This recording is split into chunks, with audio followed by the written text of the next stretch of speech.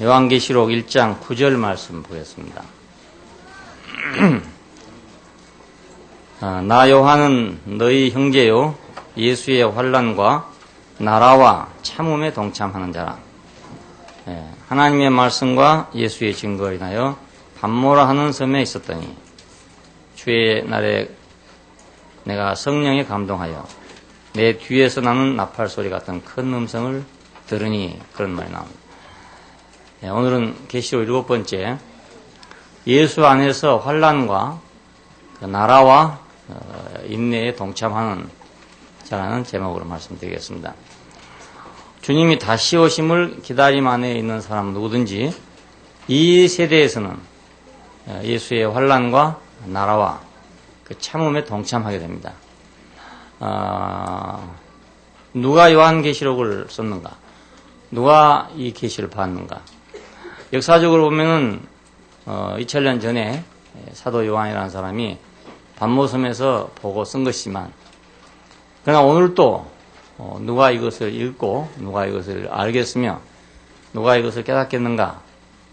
이걸 우리가 생각해 볼 때는 그와 같은 사람이, 같은 입장에 있는 사람이, 같은 자리에 있는 사람이 이 말씀을 깨닫게 되고 이 말씀을 듣게 된다는 사실입니다. 전혀 입장이 다른 사람이 이걸 보게 되면은 마치 정감록 보듯이 말세 예언이다 이렇게 생각해가지고 언제 무슨 일이 날 것인가, 그때 좀 어떻게 피해 볼 것인가, 이런 생각으로 이 책을 보게 됩니다. 그래서 오랜 동안 많은 사람들이 계시록을 볼 때 그런 관점에서 책을 봐가지고, 그래서 금년에 온다 혹은 내년에 온다 이런 식으로 해왔습니다. 저희가 어렸을 때 2000년이 되면은 예수님이 오신다 이렇게 말했습니다. 우리는 어렸을 때 아마 그때쯤 되면 예수님이 다시 오실 모양이다 이렇게 생각을 했어요. 그랬더니 그 먼 2000년이 벌써 지나가고 벌써 5년째 지나가지 않았습니까? 그러니까 이건 모두 입장이 다르고 전혀 관계가 없는 사람들이 이걸 그냥 문자적으로 객관적으로 자기들 필요에 따라서 연구하기 때문에 이런 일이 벌어지게 되고, 역사 안에서는 수없이 날짜를 예언했다가 또 틀어지고 또 늘 계속 긴장을 고조해 오다가 또 사그라지고 늘 그렇게 계속 반복해 왔던 것입니다. 오늘 이 말씀을 보면 이 계시를 받은 사람이 누군가 하는 것을 우리가 아는 것은 우리가 어떻게 이 말씀을 소화하는가 하는 것과도 깊이 관계가 됩니다. 예수 안에서 환난에 동참하는 자다. 나 요한은 너희 형제요 이렇게 말했죠. 이것은 천사도 아니고 남도 아니고 우리의 형제라는 겁니다. 이 형제라는 말의 어원이 태라는 뜻입니다. 자궁이라는 뜻입니다. 그러니까 한 자궁에서 나왔다 이런 뜻이에요. 형제라는 말이 아주 노골적인 말로. 그러니까 얼마나 이것은 친밀하고 하나라는 뜻입니까? 그러니까 형제라는 말이 그냥 하는 말이 아니고, 우리는 예수 그리스도라고 하는 그 태에서 난 거죠. 한 태에서. 그 한 십자가라는 한 운명에서 우리가 태어났기 때문에 이건 모태에서 난 것보다 더 친밀한 것이고 더 가까운 것이죠. 모태에서 나도 서로 분리되지만 한 운명에서 난 것은 영원히 분리될 수가 없습니다. 일란성 쌍태아로 난 사람도 생각은 다르고 서로 싸우고 그렇게 하기 마련이잖아요. 그런데 십자가의 운명 안에 태어난 사람은 이거 일란성 쌍태아보다 훨씬 더 깊은 거란 말입니다. 제가 어렸을 때 제 뒷집에 일란성 쌍태아가 났어요. 딸을 8명 낳고 마지막에 아들 쌍둥이를 낳았는데 이놈들이 어찌나 싸우는지 둘이. 다른 사람은 누가 누군지 몰라요. 표시가 안 나. 자기 부모들밖에 잘 몰라요. 그렇게 똑같아도 매일같이 싸우고 그렇습니다. 큰 다음에 어찌 됐는지 모르겠지만 어차피 커도 하나는 안 될 겁니다. 그러나 우리가 예수 그리스도 안에서 태어난 사람은 갈라질 수가 도저히 없고 떠날 수가 없는 거죠. 자, 나 요한은 너희 형제요. 이 말이 얼마나 친근한 말인지 그러니까 모릅니다. 나 요한은 너희와 한 태에서 난 사람이다. 한 운명에서 난 사람이다. 그리고 이제 이런 어떤 계시, 영원한 거 이런 걸 보려면 인간성, 사람이라는 이런 것으로는 제한되지 않나. 이런 생각을 가지고 있어가지고 사람들이 기도를 해서 신령한 자리로 간다든지 어떤 영적인 그런 어떤 거, 좋게 말하면 영적인 것이고 또 좀 안 좋게 말하면 좀 귀신스러운 그런 자리로 가야만 어떤 계시를 보는 거 아닌가 이렇게 사람들은 생각하고 있어요. 그러면 천사가 더 잘 알겠죠. 근데 여기는 나 요한은 너희 형제요 하는 말 속에는 나는 천사가 아니다 이 말입니다. 천사가 아니다. 내가 천사여서 이걸 본 게 아니고 난 너희 형제로서 봤다 이 말이니까 우리가 천사같이 돼서 이 하나님의 세계를 보는 게 아니고 그의 형제로서 본단 말입니다. 그분과 한 자리에서 태어난 사람으로서 보는 거고 한 운명에서 보는 거지 결코 천사 같은 어떤 것을 가져야만 보는 게 아니라는 겁니다. 근데 얼마나 많은 사람들이 천사같이 돼서 미래를 알고 뭐 사람 속을 알고 이렇게 하려고 생각하는지 모르죠. 그런 능력을 가지면 복음을 전파하는데 얼마나 좋겠느냐 또 이렇게 생각하는 사람도 있어요. 사람을 보면 딱 그 속에 뭐가 있는지 알고 아침에 보리밥 먹었는지 쌀밥 먹었는지도 알고 이렇게 하는 사람이 있다. 그럼 그런 사람 같으면 딱 사람 만나면 당신 오늘 아침에 보리밥에다가 김치 조각 먹고 왔죠. 딱 이래 보면 그만 그 사람은 그냥 끝나는 거죠. 뭐. 아, 이 사람 용한 사람이구나. 이 사람 말 안 들으면 안 되겠구나. 뭐 이렇게 딱 생각이 된다고요. 그러니까 얼른 하나님을 믿고 말씀을 들을 것 같아요. 근데 그렇게 된다면 천사가 하는 게 훨씬 쉽지 않겠습니까? 근데 왜 하나님은 천사를 통해서 하지 않고 우리와 한 태에서 난 사람을 가지고 복음을 전하는가? 그것은 그렇게 해갖고 복음이 전해지는 게 아니라는 겁니다. 하나님이 있다는 것은 귀신도 안다 이거예요. 귀신도 안다. 그 하나님이 있다는 걸 아는 거로는 안 되는 겁니다. 그거 갖고는 되는 거 아닙니다. 복음을 아는 것은 십자가에 못 박힌 그리스도를 아는 거기 때문에 그건 천사는 절대로 알 수가 없는 일이에요. 그의 한 운명 안에서 밖에 알 수가 없는 그런 일입니다. 나 요한은 너의 형제요. 그러니까 결코 어떤 사람이 어떤 뭐 신기한 걸 봤다 하더라도 우리의 형제가 아닌 자리에서 본 것은 그것은 우리가 가짜라는 걸 생각해야 됩니다. 우리 형제가 아닌 데서 본 것, 천사 비스름한 데서 본 것, 이런 것에 속으면 안 된다 그 말입니다. 천사 비슷한 것. 천사 비슷한 거 귀신 아닙니까? 이렇게 알고 보면 그렇죠? 그 귀신 비슷한 데서 본 것. 여기는 뭐 교회 많이 다니신 분도 있고 안 다니신 분도 계신데 많이 다니신 분들 알겠죠? 하여튼 그런 데서 본 것을 하나님의 계시라고 봐서는 안 된단 말입니다. 나 요한은 너희 형제요. 형제요. 이 요한계시록 이 놀라운 계시를 본 사람은 천사가 아니고 우리 형제입니다. 우리와 한 운명 안에 태어난 사람입니다. 예수 안에 있는 자다. 예수 안에 있는 자다. 이건 아내라는 말도 되고 또 인하여 그런 말도 됩니다. 예수로 인하여. 예수 안에서. 우리가 보통 그리스도 안에라는 말을 많이 쓰는데 예수 안에라는 말을 잘 많이 안 쓰죠. 그리스도 안에라는 말은 우리가 구원을 받고 은혜를 누리고 하나님과 화평을 누리고 있는 어떤 상태에서 나온 말입니다. 그러니까 이것은 고난과 관계된 게 아니고 영광과 관계된 말입니다. 그리스도 안에 그럴 때. 예수 안에서 할 때는 다른 뜻입니다. 왜 그리스도 안에라고만 하면 되는데 예수 안에라는 말을 요한은 썼는가? 요한계시록에서는 그리스도 안에라는 말이 없습니다. 그리고 다 예수 안에라는 말만 나옵니다. 왜 그렇게 썼는가? 그것은 예수 안에라는 그 말 속에는 핍박과 무시와 고난과 조롱이 포함되어 있습니다. 왜냐하면 예수 그러면 인간을 얘기합니다. 그리스도 그럴 땐 기름 부음 받은 자를 말하지만 예수 그럴 땐 나사렛 사람을 얘기합니다. 목수의 아들 구체적으로 2000년 전에 샌들을 신고 유대 땅을 걸어다니는 사람들에게 환영도 받고 멸시도 받던 그 사람을 가르쳐 말할 때 예수라는 말을 쓰게 됩니다. 그러나 예수는 바로 그런 사람으로서 우리를 구원하기 위해서 고난을 받고 슬픔을 당한 그런 사람에 속합니다. 우리 예수라는 이름은 그리스도라는 이름하고는 아주 많은 차이가 있습니다. 그리스도라는 이름은 영광스러운 이름입니다. 직분에 관계된 이름이니까 영광스러운 이름인데 예수라는 이름은 그 직분을 수행하기 위해서 고난받는 이름입니다. 이사야 53장 3, 4절은 유명한 말이죠. 그는 실로 우리의 질고를 지고 우리의 슬픔을 담당하였거늘 우리는 생각하기를 그는 징벌을 받아서 하나님 앞에 맞으며 고난을 당한다 하였다. 그렇게 보여지는 사람이란 뜻입니다. 그는 주 앞에서 자라나는 연한 순 같고 마른 땅에서 나온 줄기 같아서 고운 모양도 없고 풍채도 없은즉 우리가 보기에 흠모할 만한 아름다운 것이 없었다. 이렇게 묘사된 바로 그 사람입니다. 예수는 바로 이사야 53장에 묘사됐던 바로 그 사람이라는 겁니다. 예수라는 이름, 우리는 그 이름을 들을 때 그냥 들어서는 안 되고, 예수, 그러면, 나사렛 땅에 나가지고, 목수의 아들로 나가지고, 사람들이 전혀 알아두지 않는 상태에서, 복음을 전하다가, 우리와 함께 우리의 운명을 짊어지고 십자가에 죽은 사람이구나, 이렇게 알아야 됩니다. 그리스도, 그렇게 말할 때는, 하나님의 영광스러운 직분을 가지고 기름 부음을 받아서, 영광스러운 사역을 하고 있는 그런 분을 가르쳐 말합니다. 그러니, 사람들이, 우리나라 초창기에 그랬죠. 조롱할 때 뭐라 예수쟁이 그랬죠. 그리스도쟁이 이렇게는 안 했어요. 예수쟁이 이렇게 말했어요. 예, 그리스도인 이럴 때는 상당히 존경하는 말입니다. 근데 예수쟁이 이럴 때는 좀 멸시하는 말이죠. 예, 고난당하고 있는 인자, 나사렛 사람. 자, 이 사람을 가리켜 말합니다. 이 사람은 결국 씨를 뿌리러 온 사람이라고 할 수 있어요.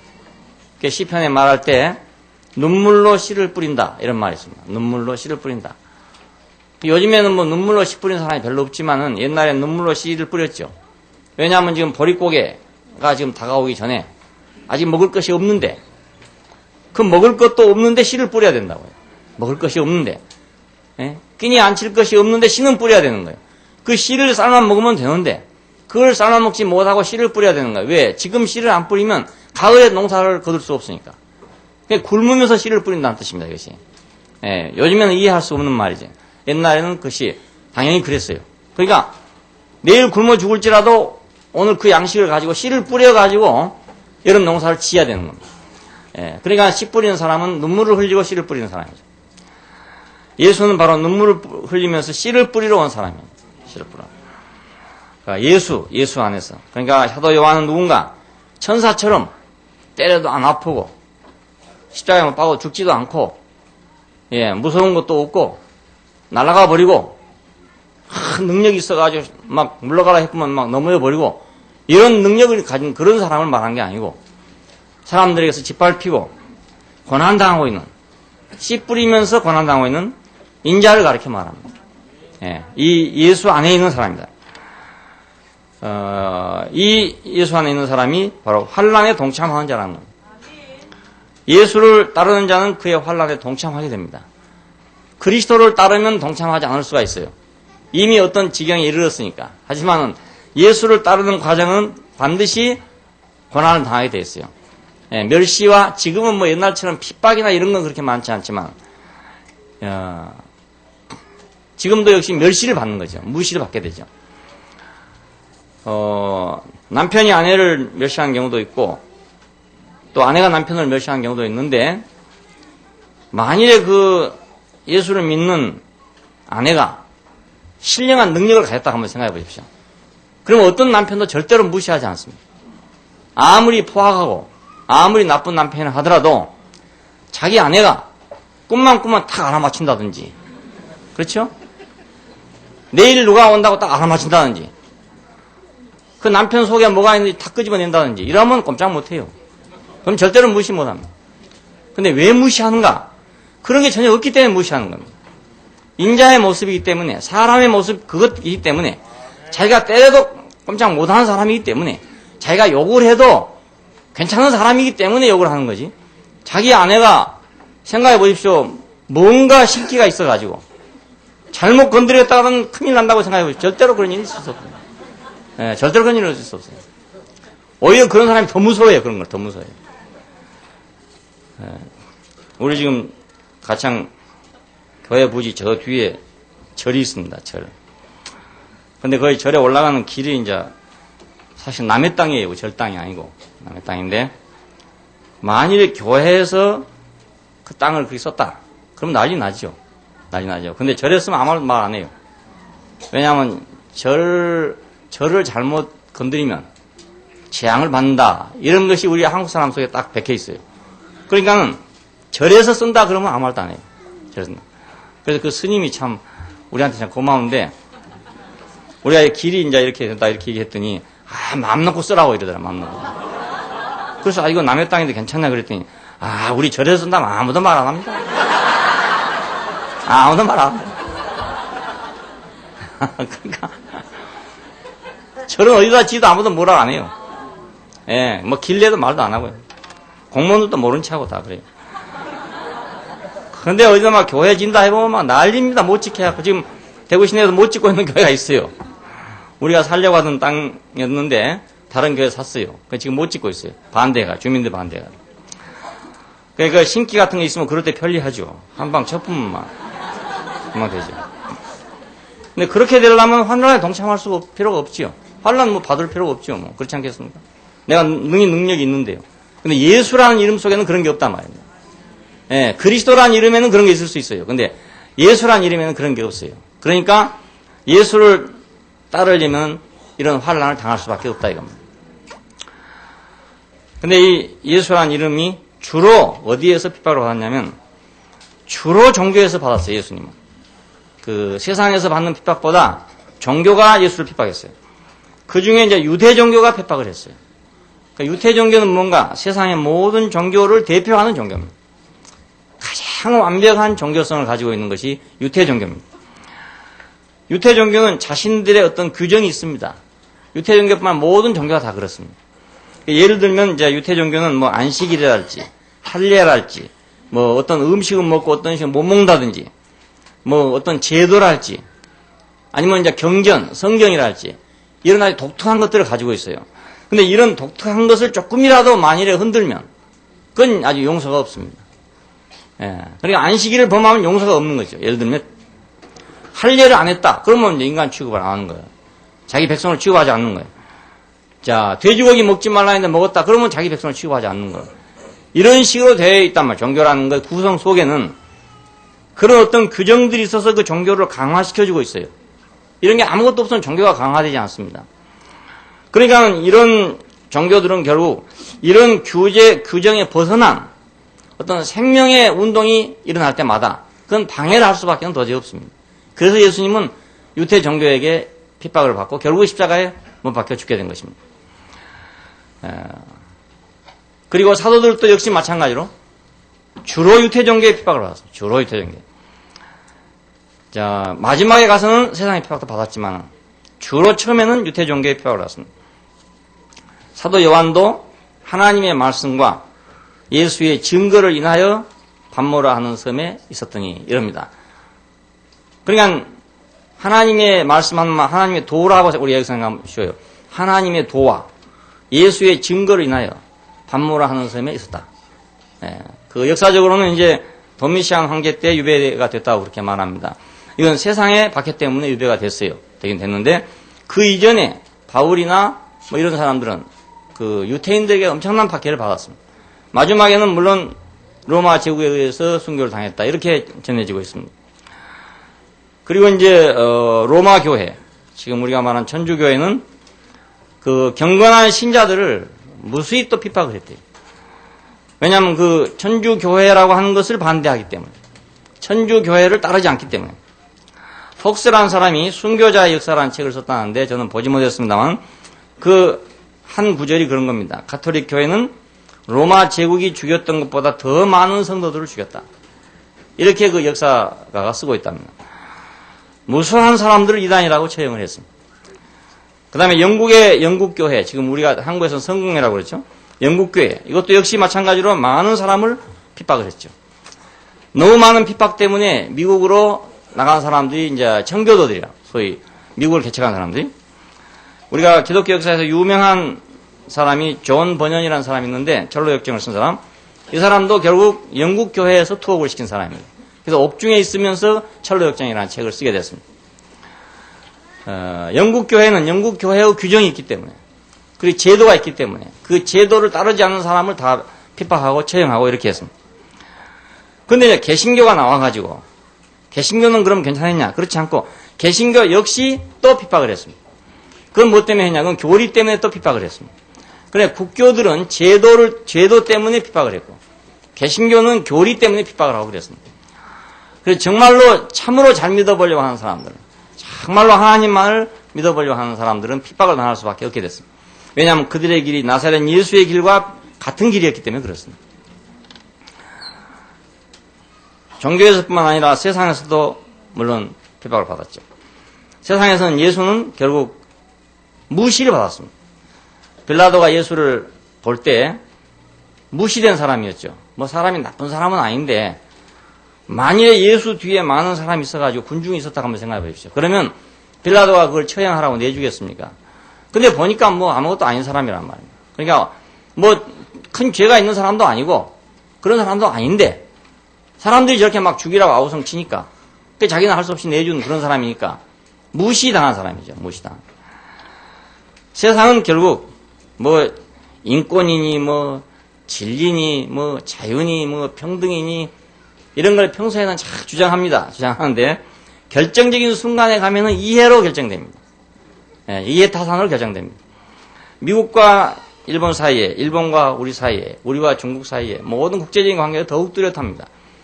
뭐 다 뭐 인도주의 뭐 어쩌고 저쩌고 막 해요. 하는데 결정적인 순간에 가면 이해를 가지고 따지게 됩니다. 이해를 가지고. 그래서 우리가 구호 한마할 때 우리나라의 운명이 그렇게 해서 결국 일본으로 넘어간 거 아니겠습니까? 이해관계 때문에. 결국 세상은 약한 자를 무시하게 돼요. 그러니까 예수는 약한 자의 모습입니다. 아까 말한 대로 연한 순 같았어. 볼 모양도 없고 풍채도 없고 흠모할 만한 아름다운 것이 없다. 그러니까 세상은 그런 사람은 멸시하죠. 예, 세상에 나가면 그래도 뭔가 좀 있고 직함이라도 있고 힘이라도 있고 이런 사람이 대우를 받지. 아무것도 없는 사람은 그냥 무시당할 수밖에 없는 거예요. 예수님은 결국 그의 그러함 때문에 세상에서 무시를 받게 됐습니다. 세상은 오늘 또 예수를 따르는 사람들을 지식으로, 문화로, 능력으로 역시 그렇게 무시를 하고 있는 겁니다. 그런데 이 예수를 핍박하던 종교는 하나님의 경륜을 가로막고 오도하는 역할을 합니다. 분명히 하나님을 믿게 하고 교회를 세우고 복음을 전파한다고 하고 있는데 분명한 건 하나님의 경륜을 가로막고 있단 말이에요. 유태 종교가 그렇잖아요. 그래서 얼마나 하나님께 열심히 있는 사람들이면 얼마나 충성스러운 사람들입니다. 따라갈 수 없는 사람들이에요. 근데 하나님의 경륜이 올 때는 딱 가로막는 사람들. 그리고 그것을 또 오도해버린 사람들. 제도나 교리나 실행이나 습관이나 이런 것들을 내세워가지고 생명을 방해하고 거부하는 것이 종교의 결점입니다. 결점입니다. 세상은 어떤가? 세상은 하나의 왕국입니다. 그렇기 때문에 믿는 사람들이 왕국화되는 것을 제일로 경계합니다. 개인으로 그냥 믿는 건 괜찮은데 만일 그게 단체화되면 그러면 절대로 안 된다는 생각을 가지고 있습니다.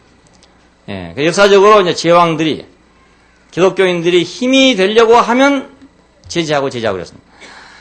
이스라엘 사람들이 애굽에 살면서 처음에 사람 몇 사람 안 될 땐 잘해줬잖아요. 좋은 데 살게 하고 잘해줬어요. 그런데 사람이 숫자가 많아지니까 이거 안 되겠다. 만약 이대로 놔두면 이 사람들이 힘을 만들어가지고 애굽을 전복할지 모른다. 이런 생각을 가지고 그들을 핍박했던 겁니다. 자, 그러니까 세상은 자기들이 왕국이기 때문에 또 다른 왕국을 절대로 용납하지 않는 거죠. 오늘날 교회들이 또 핍박하는 거 보니까 또 그런 양상이에요. 자기들이 기득권을 가지고 있는 어떤 교회들은 그것을 무너지게 하지 않으려고, 지키려고 어떤 사람들이 개인적으로 뭐 이렇게 믿고 한때 괜찮은데 그게 단체화되면 대번에 이단이라고 그냥 찍어버리고 만다. 옛날에 우리가 뭐 그 다미선교회 얘기 들었을 때 우리는 그거 알지도 못했어요. 다미선교회 뭔지도 몰랐는데 다가올 미래를 대비하라 하는 이런 책자가 나왔답니다. 그래서 그걸 본 사람들이 모두 이제 예수님 곧 뭐 재림한다나 휴가한다나 이래가지고 웅성거리기 시작을 했는데 그때 한국의 대부분의 모든 교회 또 유명하다는 사람 목사들이 다 그 다가올 미래를 대비하라는 것을 큰 주제로 해서 많은 설교를 해왔어요. 근데 이제 여기 이 말을 들은 사람들이 그냥 그렇게 있었으면 그냥 그대로 계속 갈 텐데 이 사람들이 교회에서 모두 모임을 가졌답니다. 다미선교회라는 걸 가지고 모임을 가졌어요. 그때 대번에 이단이라고 그냥 찍어버리고 말았습니다. 뭔가 조금 왕국화 되려면 찍어버린 것이 세상의 상식입니다. 왜냐하면 자기들의 왕국을 대항하기 때문에.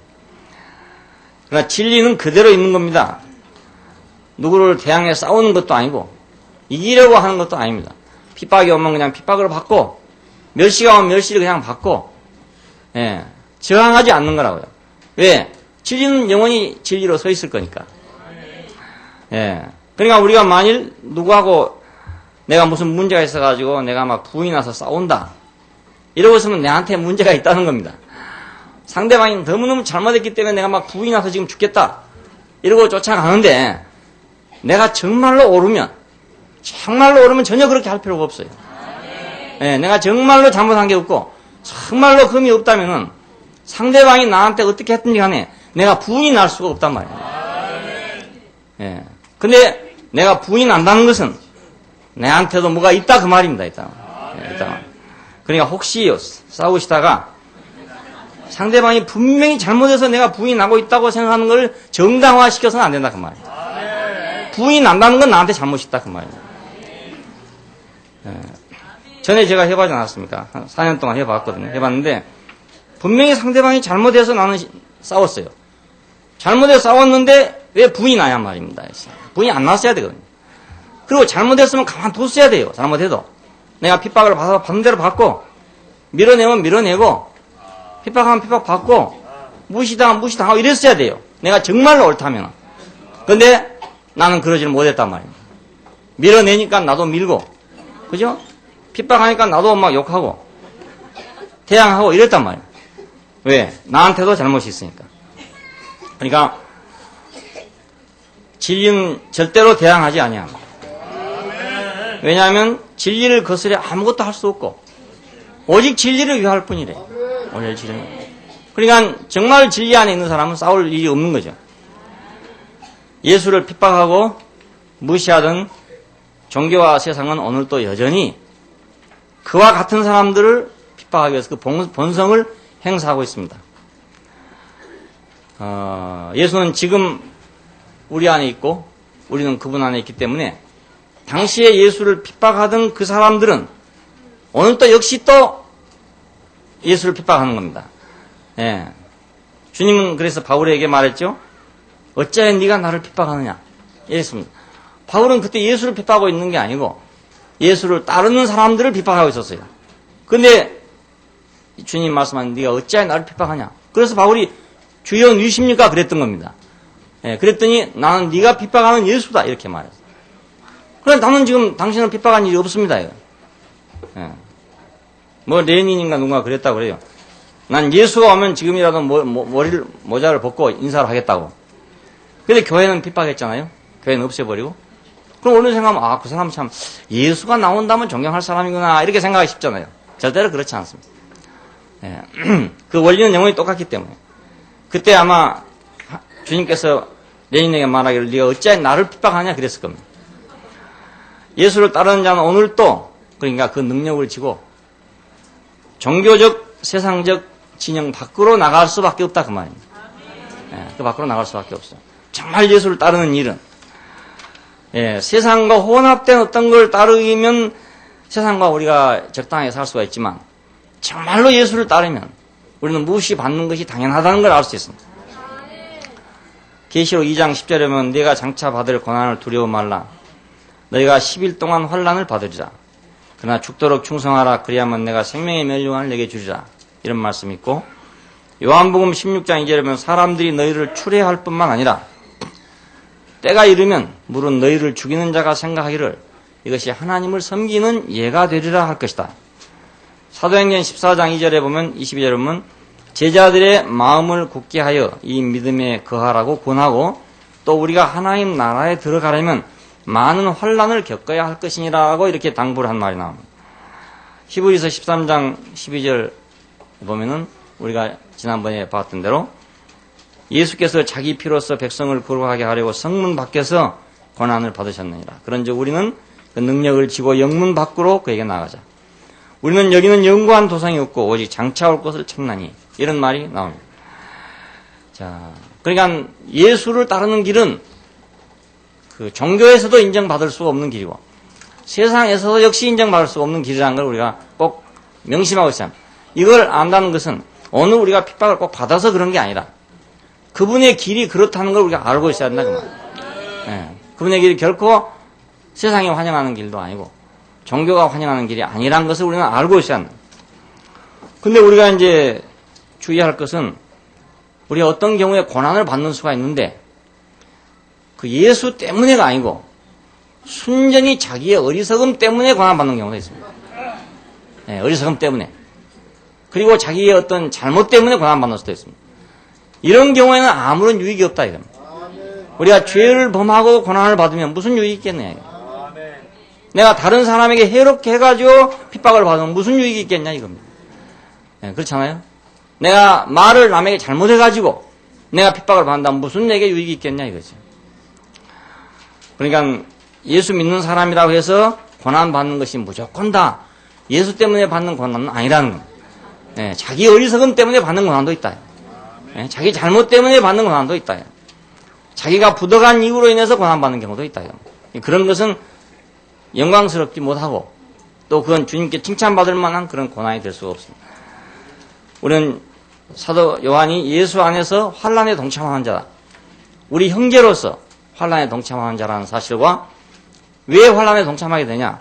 예수와 함께 있으려니까 그 환난에 동참하게 됐다는 걸 볼 필요가 있습니다. 두 번째는 예수 안에서 왕국에 동참하는 자다. 나라에 동참하는 자다. 환난이 이제 왜 오느냐 하면 개인적인 것보다는 단체적인 데 있습니다. 환난이라는 건.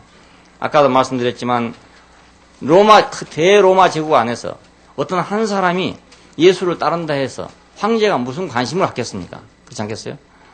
그래서 우리도 별거 아닐 때 우리가 스스로 신앙을 간다 이런 게 하는 건 누가 관심 안 가져요. 관심 안 가지는데 뭔가 좀 될 것 같으면 그때부터 핍박을 하는 겁니다. 예, 뭐가 돼요. 그래서 저는 이제 10년, 20년 동안 숨을 죽이고 그냥 대구 이렇게 한 구석대기에 숨어가지고 그냥 조용하게 예수를 믿고 따르면 누가 뭐라 하겠냐 이렇게 생각해서 가능하면 밖에 안 나가고 다른 사람 접촉 안 하고 그래 지내왔어요. 그래 아무도 말 안 하더라고요. 말 안 하는데 이제 뭐 사람이 좀 많이 오니까 여기저기서 이제 문제를 삼는 거예요. 이건 세상의 생리입니다. 종교의 생리고 세상의 생리입니다. 그래서 앞으로는 우리도 이제 뭐 여러 가지 구설수에 오를 그런 시대가 왔어요. 그래서 오를 만한 그런 이제 무게가 됐다 이 말입니다. 쉽게 말하면. 너무 적을 때는 그런 거 안 해요. 그냥 무시하고 너무 하나마나 별 우리한테 지장 없으니까 생각하는데 어떻게 보니까 이거 지장이 있을 것 같단 말입니다. 자기들한테. 그러면 이제 문제가 생기는 거예요. 그러니까 환난은 개인적인 것보다는 단체적인데 옵니다. 그래서 환난에 동참하는 자는 곧 왕국에 동참하는 자다. 자, 우리는 처음에 출생할 때 개인적으로 출생한 것 같죠? 거듭났다 이것은 개인적으로. 근데 이거 사실은 왕국 안으로 출생한 것입니다. 개인으로 내가 출생한 게 아니고 왕국 안으로. 예수의 죽으심 안에서 죽고 그의 살으심 안에서 다시 태어났다. 이것은 하나님 나라에 들어가는 것을 의미합니다. 예, 물과 성령으로 나지 아니하면 하나님 나라에 들어갈 수 없느니라 이렇게 말했어요. 이 들어간다는 말이 뭐냐면 하나님 나라의 일원으로 내가 태어났다 그 말입니다. 야, 개구리가 딱 올챙이로 태어나죠? 올챙이로 태어나자마자 그는 개구리 나라에 들어가는 겁니다. 개구리 나라에 들어가는 겁니다.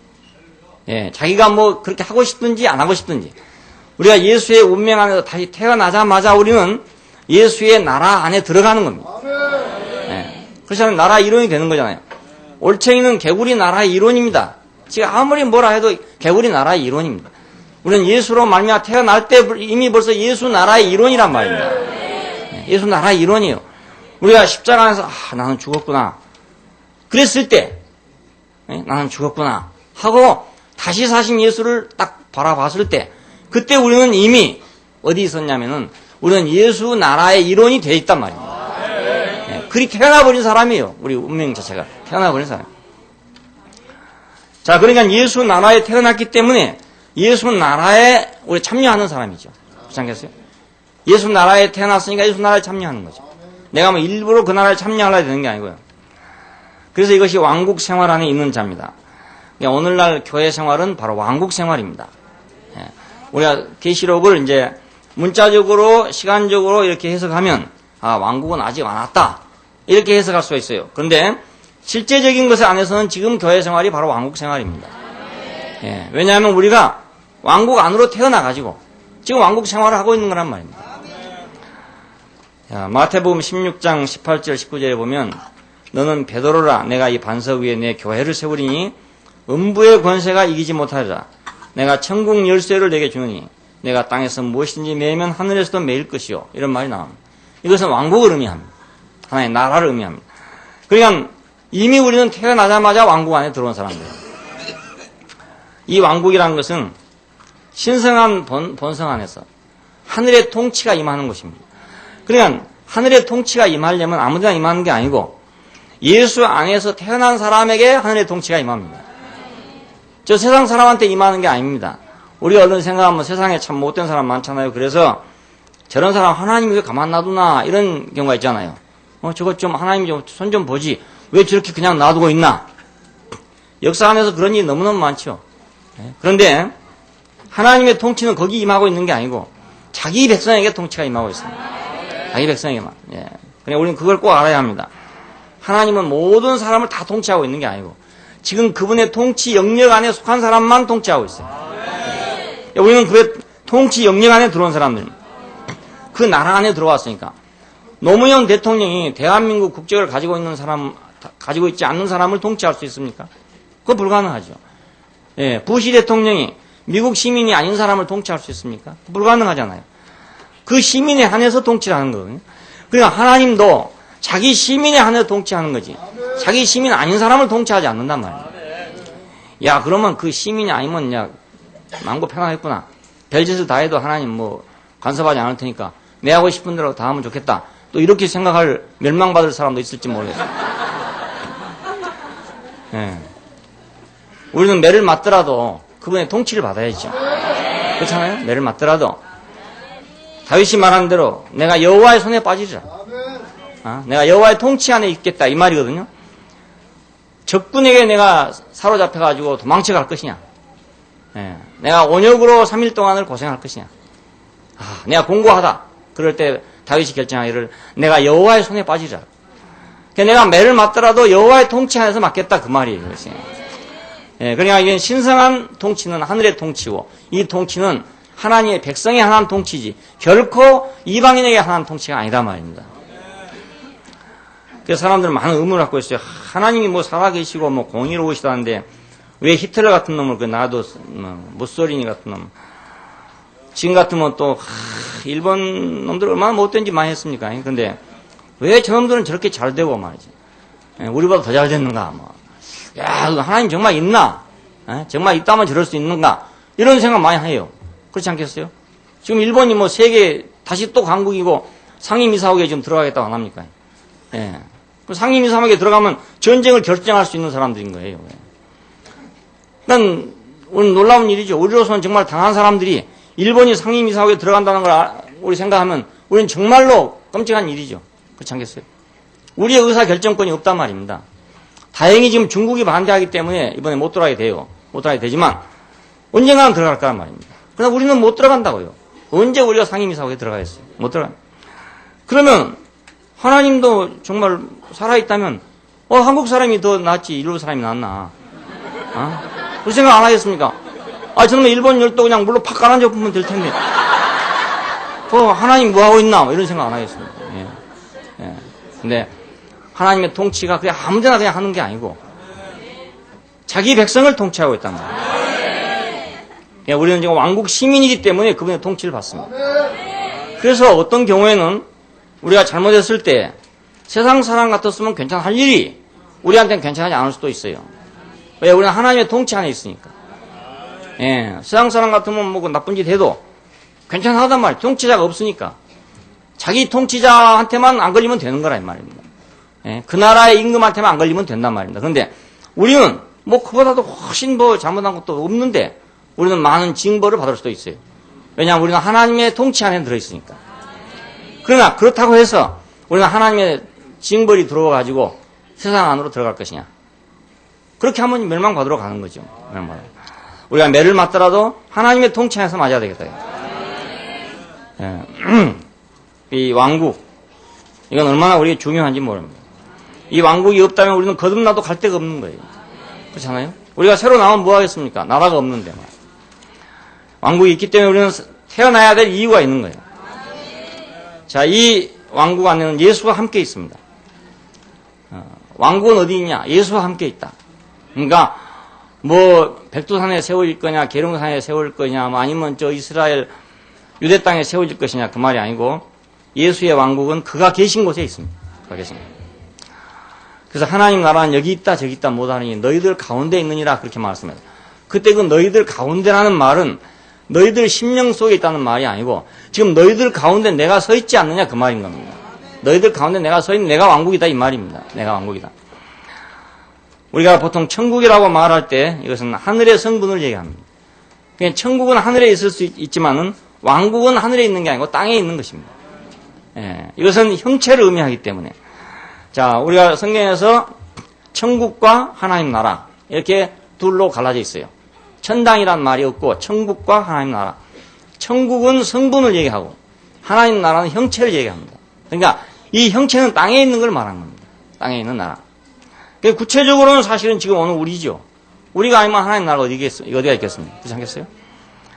땅은 바로 싸움 밭입니다.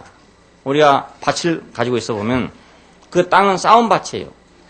예, 보리도 와서 심어져야 되고 밀도 심어져야 되고 가라지도 심어져야 되고 엉겅퀴도 심어져야 되고 오만 것이 다 심어져야 되는 게 땅이거든요.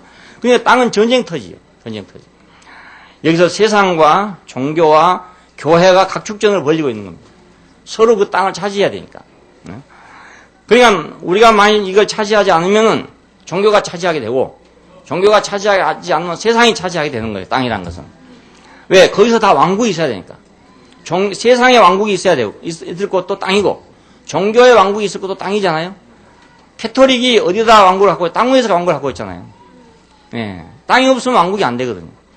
교회도 마찬가지로 땅이 없으면 왕국이 안 됩니다. 예, 우리가 믿기만 하고 다 믿고 그냥 천당 가면 된다. 이건 아주 패배주의적인 생각이고 이건 아주 잘못된 생각입니다. 하나님 이 땅 위에서 자기의 왕국을 갖기를 원하고 있습니다. 자, 그러니까 완전한 승리를 확보할 때까지 핍박이 있는 건 당연한 일이죠. 왜냐하면 싸움이 있는 거니까요. 땅은 하나밖에 없고 셋이 싸우는데 어찌 전쟁이 없겠습니까? 그렇잖아요. 한 땅에서 세상도 종교도 교회도 거기다가 자리를 잡아야 된다고요. 예, 그러면 전쟁이 불가피하죠.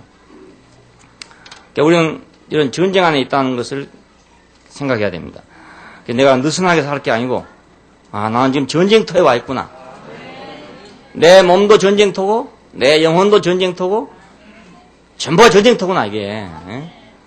그걸 우리가 알아야 되죠. 누군가가 뺏어갈 수 있는 전쟁터입니다. 그러니까 재림 때에 하나님의 나라가 온다. 이건 아주 크게 잘못된 생각입니다. 너무나 잘못된 생각입니다. 재림 때는 언젠가 그것은 왕국을 추수할 때입니다. 지금은 왕국을 뿌리는 때고 재림의 때란 말은 왕국을 추수하는 때를 얘기합니다. 그러니까 완성하는 때지요. 결코 그때 가서 하나님 왕국이 갑자기 오는 게 아니다 이겁니다. 예, 지금 뿌리지 않으면 그때 올 수가 도저히 없어요. 봄에 씨를 뿌리지 않았는데 가을에 열매를 거둘 수 있겠습니까? 예, 있을 수가 없는 일이죠. 재림 때라는 말은 추수 때를 가르쳐 말합니다. 이한 낫을 가지시니까 구름을 타고 앉았더라. 왜? 땅의 곡식이 다 익었으니까 거두라 이겁니다. 추수 때를 가르쳐 말합니다.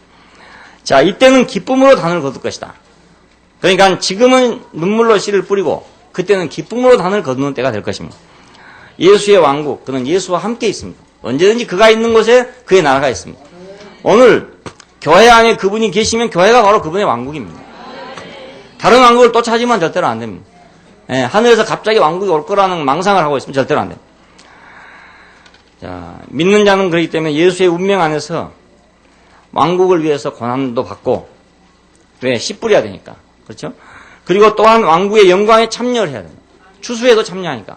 뿌리는 자가 추수를 할 건 당연하죠. 뿌리지 않는 자는 추수를 할 수가 없어요. 뿌리는 교회가 추수를 하는 교회가 될 겁니다. 예, 뿌리는 말씀이 추수하는 말씀이 될 것이고. 자, 그러니까 예수의 운명 안에 우리가 있다는 것은 결국 씨를 뿌리는 것이고 또 씨를 거두는 것이다. 왕국에 우리는 참여하는 자다. 그 다음에 세 번째는 예수 안에서 인내에 동참하는 자다 그럽니다. 자, 생명은 왕국을 만들고 왕국은 세상으로 말미암아서 고난을 받게 되고 그렇기 때문에 인내라는 게 필요하게 됩니다. 인내라는 게. 자, 아벨은 가인에게 핍박을 당해서 죽었습니다. 노아는 네피림 시대의 조롱을 받았습니다. 아브라함은 바벨의 시대에서 나그네로 살았습니다. 이스라엘은 애굽에서 고난받는 종이 됐습니다. 자, 예수는 유대 종교에서 죽임을 당했습니다. 사도들은 종교와 세상에서 조롱당하고 순교를 당하고 핍박을 받았습니다. 교회는 세상에서 핍박받았습니다. 완전한 승리까지 그렇기 때문에 인내가 필요한 것입니다. 농사 지은 사람한테는 참음이 필요해요. 씨 뿌려놓고 당장 내일 거둘 수가 없어요. 그런 사람은 농사를 질 수가 없죠. 네, 현금 가지고 가면은 시장에 가서 언제 그냥 쌀 한 대 팔아올 수 있고, 사올 수 있고 하는데, 농사 짓는 건 그게 아니고 뿌려놓고 몇 달간 기다려야 되거든요. 그러려면 인내가 필요하고, 그동안에 잡초를 제거해줘야 되고, 물을 줘야 되고, 바람을 막아줘야 되고, 오만 일을 다 해야 되거든요. 농사 짓는 일처럼 어려운 일이 없어서 뭐 농사 안 지려고 그러잖아요. 그러나 승리할 때까지 인내한 사람은 추수를 할 수 있습니다. 그분의 군대로서 우리는 승리를 할 수 있어요. 인내의 말씀을 전파하고 그 다음에 추수를 할 수 있는 사람. 그러니까 우리는 인내가 필요합니다. 생명을 뿌리고는 인내해야 되고, 내가 말씀을 뿌리고도 인내해야 되고, 내가 주님을 따르면서도 인내해야 되고, 참아야 돼요.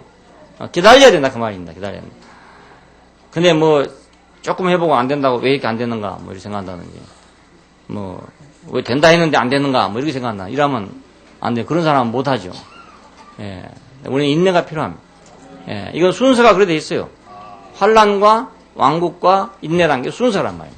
그러니까 우리가 하나님 나라에 들어가려면 많은 고난을 우리가 감당하고 우리는 참아야 할 것이다.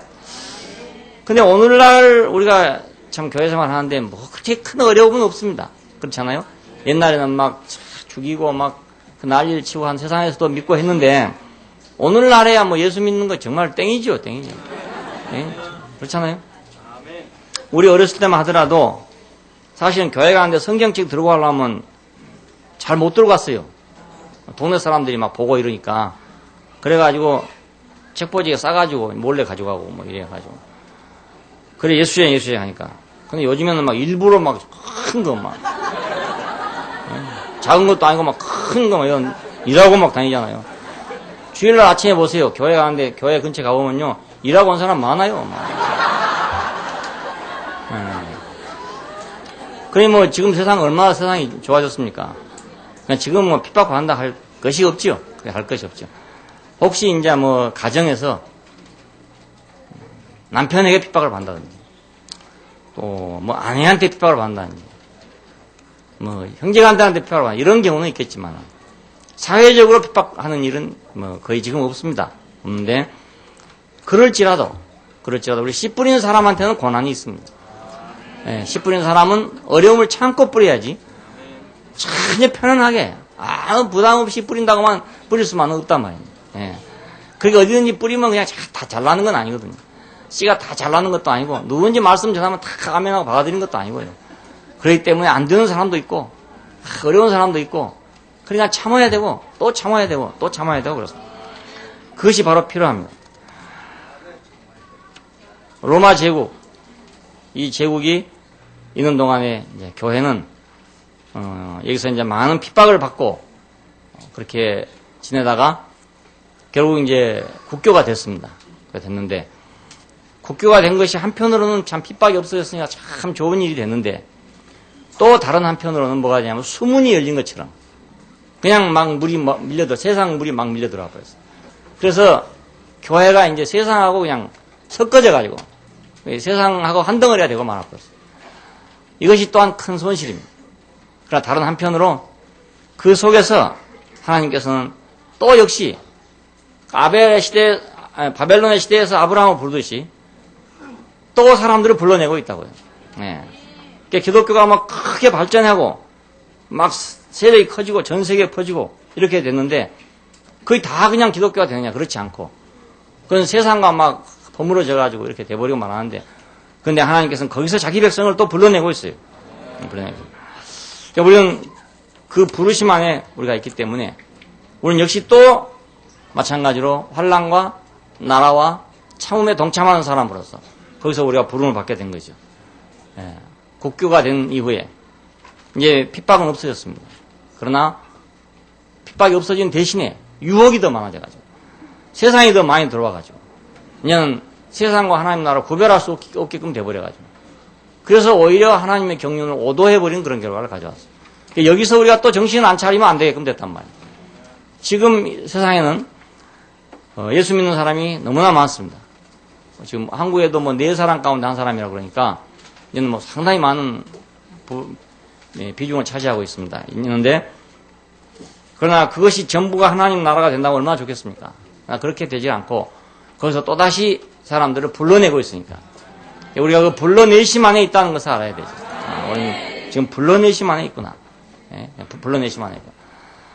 우리가 오늘 있는 것은 불러냄 안에 있는 거지. 그냥 그 기독교라는 그 떡반죽 속에 지금 우리가 있는 게 아니고, 거기서 우리는 불러냄 속에 있다. 불러냄 속에 있으니까 당연히 그 떡반죽이 핍박을 할 건 당연한 것이고, 멸시할 건 당연한 것이고, 그렇잖아요. 우리도 뭐 다른 사람들처럼 똑같이 하면 뭐 다 환영하고 좋죠, 뭐. 그리고 뭐 형제 어쩌고 하고 말이지. 같은 총회고 뭐 이래 되면 뭐 다 좋아하겠습니까? 그런데 그렇게 할 수 없다 보니까. 그러니까 뭐 이 얘기 하다가 몇 마디 하다 보면 이거 아니구나 뭐 이렇게 생각하고 고개 돌리는 사람도 있고 여러 사람이 있어요. 이런 사람들 속에서 우리가 진리는 절대로 대항하지 않는다. 참고 있기만 하면 승리해요. 그냥 참고 있기만 하면 가만히 있으면 승리해요. 그러니까 우리가 뭐 너가 잘못한다 잘한다 이거 할 필요도 없어요. 그리고 왜 우리 보고 너가 뭐라 하냐 이렇게 할 필요도 없어요. 가만 놔두면 그냥 승리해요. 가만히 있으면. 지난번에도 뭐 무슨 출판하는 사람들이 뭐라고 저라고 썼다 하더라고요. 옛날 같았으면 뭐 좀 대항해서 뭐 대꾸도 하고 뭐 그럴 수 있냐 뭐 네가 뭐가 잘 안 한다고 하냐 뭐 이렇게 할 수 있는데 아무것도 모르면서 하는데 그거 해봤자 뭐 하겠습니까? 그리고 그 안에도 우리가 우리 길을 그대로 가면 그냥 있으면 저절로 승리해요. 예, 진리는 저절로 승리합니다. 요셉은 가만히 있는데 결국 승리하잖아요. 가만히 있는데 자기 할 일만 하는데 승리해요. 그러니까 누구든지 자기 할 일만 그냥 옳게 하면 다 승리하게 돼 있어요. 예, 근데 자기 할 일을 안 하고 상대방의 신경을 쓰다가 망하는 거죠.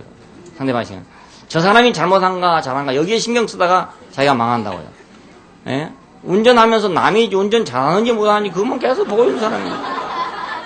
지금 자기는 어디 가는지 모르면서 말입니다. 저놈아는 왜 지금 빵빵거리고 하고 저놈아는 왜 지금 저러고 하고 왜 저거 저거 추월하네 뭐 어쩌네 예. 남이 뭐 추월을 하든지 말든지 나는 내 길을 가면 되는 거지. 예. 우리는 우리 길만 가면 결국 우리가 승리합니다. 진리가 결국 승리하게 돼 있으니까. 그러니까 나 요한은 너의 형제요 예수의 환난과 나라와 참음에 내가 동참하는 자다. 이 사람으로서 주의 날에 내가 큰 음성을 들었다 그것입니다. 그러니까 오늘 우리도 이 사람과 한 자리에서 이 말씀을 듣게 되기를 원하고 이 사람과 같은 운명에서 같은 나라에서 같은 환난에서 같은 참음 안에서 이 말씀을 듣게 되기를 원합니다. 기도하십시오. 네, 감사하신 아버지 하나님, 이 혼란한 세상에서 주님께서 당신의 복음을 전파하시고 또 그 속에서 당신의 나라를 선택하시고 뽑아내시고 불러내신 것을 감사합니다. 그 바벨의 혼잡 속에서 아브라함을 불러내가지고 당신의 백성을 삼으셨던 것처럼 오늘 또 이 세상의 혼란 속에서 우리를 불러내서 당신의 교회를 삼으시고 진리의 기둥과 터로서 이 땅 위에 굳게 서도록 은혜를 베풀어 주신 것을 감사합니다.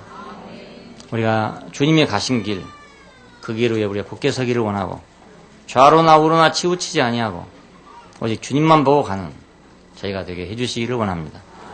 사도 요한이 환난과 나라와 참음에 있었던 사람인 것처럼 오늘 또 우리가 그의 환난과 나라와 참음 안에서 그분과 함께 한 길을 가게 되기를 원합니다. 주 예수님 이름으로 기도합니다. 아멘.